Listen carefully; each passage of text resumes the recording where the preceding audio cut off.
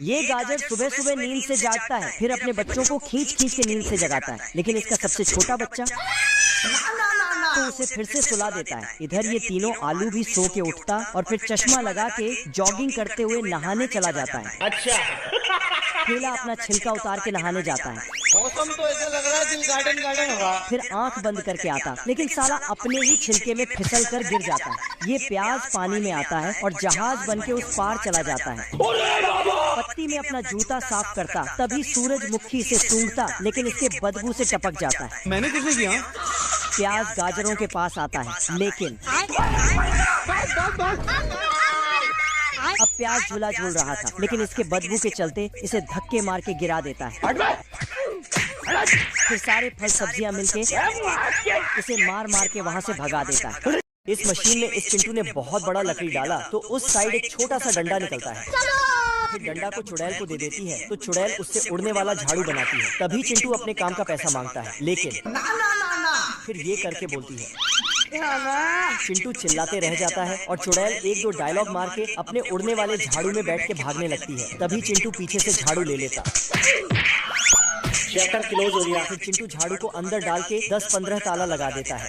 तो चुड़ैल चुपके से जाती है और खिड़की में हाथ डाल के एक झाड़ू उठा के भागने लगती, लेकिन झाड़ू नकली था इसलिए नीचे टपकते हुए पेड़ से टकरा जाती है। खत्म। फिर पहाड़ पे चढ़ के उड़ती है, लेकिन पहाड़ से नीचे टपक जाती है। फिर कुएं के रस्सी से और पेड़ से बांध दिया, फिर रस्सी काट दिया, लेकिन चुड़ैल जाके चिंटू को बोलता है कि मेरा झाड़ू दे दो, लेकिन चिंटू बोलता पहले पैसा दो। तो चुड़ैल ऊपर चढ़ के अंदर घुसने की कोशिश करती है, लेकिन चिंटू पाइप ही साइड कर देता है। ये बड़ा दानव घास के ढेर को उठाता है और मोड़ मोड़ के बीड़ी बना देता है। फिर एक घर का छत खोल के चूल्हा ही बाहर कर लेता है। गजब। और फिर मौसम तो ऐसा लग रहा है दिल गार्डन गार्डन होगा। दानव के डर से सब लोग भागने लगता है। तो राजा ये ऐलान करवाता है कि जो कोई भी बड़े दानव को पकड़ेगा उससे अपनी बेटी का शादी करवा दूंगा, पर कोई भी राजी नहीं होता। क्या कर सकता हूँ? इधर ये चूहा मक्खी भगा रहा था। शटर क्लोज हो गया। लेकिन तभी इसे दानव को पकड़ने का धांसू आइडिया आता है तो सिस्टम पार देंगे। फट से ये खबर पूरे राज्य में फैल जाता है। और जैसे ही सैनिक को ये खबर पता चला तो फट से जाके राजा को बताता है। फिर चूहे को राजा के सामने लाता है। राजा पूछता है कि उस बड़े दानव को कैसे पकड़ोगे? तो चूहा बोलता है हम्बा हम्बा रम्बा रम्बा कम्बा कम्बा दुम्बा दुम्बा बुम्बा बुम्बा। बाप रे, थैंक यू। फिर राजा बोलता है कि इसको अकेले उस बड़े दानव के पास भेज दो। चूहा का होश उड़ गया। बाप रे। तभी चूहिया चूहे के पास जाता है और जाता है। तो चूहा फुल जोश में आ जाता है। तो सभी ने मिलके चूहे को बड़े दानव के पास भेज दिया, लेकिन बाहर आते ही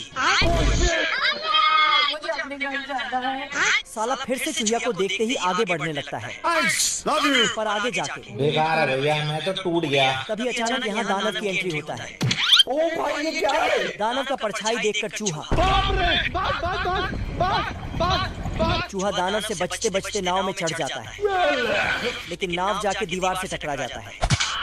तो चूहा फल के टोकरी में जाके छिप जाता है। तो दानव वहीं पर आके बैठ जाता है और उसी फल को खाने लगता है। अब देख तू। दानव ने फल उठाए तो चूहा भी उठ जाता है और फल के साथ साथ चूहा भी अंदर चला जाता है। चूहा दानव के मुंह में चला जाता है तो वहीं लटक के रह जाता है।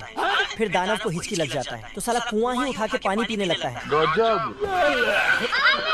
फिर चूहा पेट के अंदर पहुंच जाता है, ये कहाँ फंस गया भाई मैं? लेकिन कुआं की रस्सी से बाहर आ जाता है।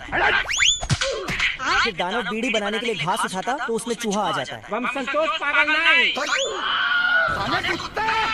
लेकिन चूहा तो हाथ में घुस जाता है।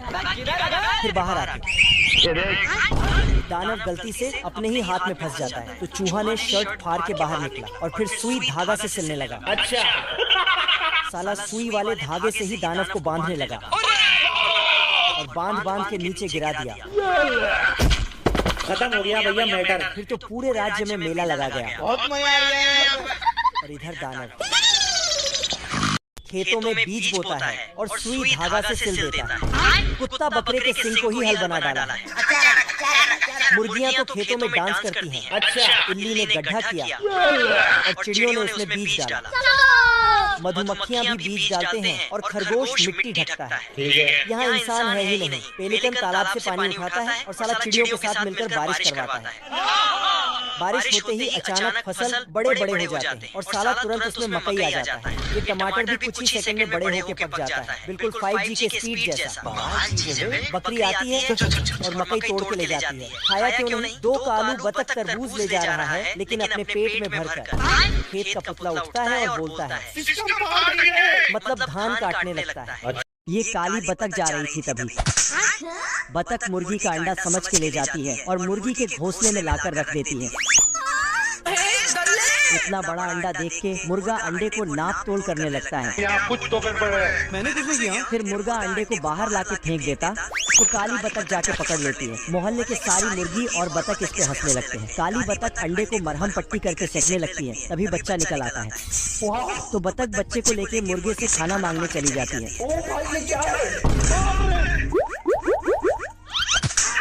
बच्चा मुर्गे का सारा खाना खा जाता है और मटक कर चला जाता है और जाके पिग के भी सारा खाना खा जाता है। फिर पिग को ही खाने लगता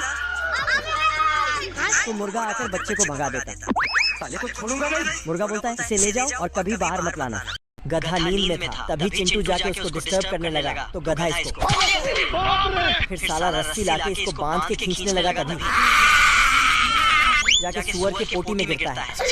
नहा धो के आता है और गधे का गियर बदलने लगता है।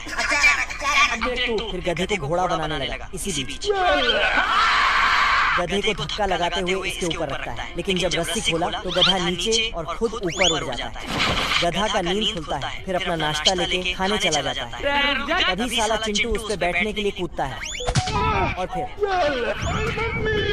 साले को छोड़ूंगा नहीं। चिंटू को पता चला कि गधे को कैसे कंट्रोल करे। इधर गधा पढ़ाई कर रहा था, तभी चिंटू आके मोटिवेशन का डायलॉग मारने लगा, जिससे गधे को अपना असली काम याद आ जाता है। फिर दूसरे गधे को अपने ऊपर बिठा के निकल गया, लेकिन तभी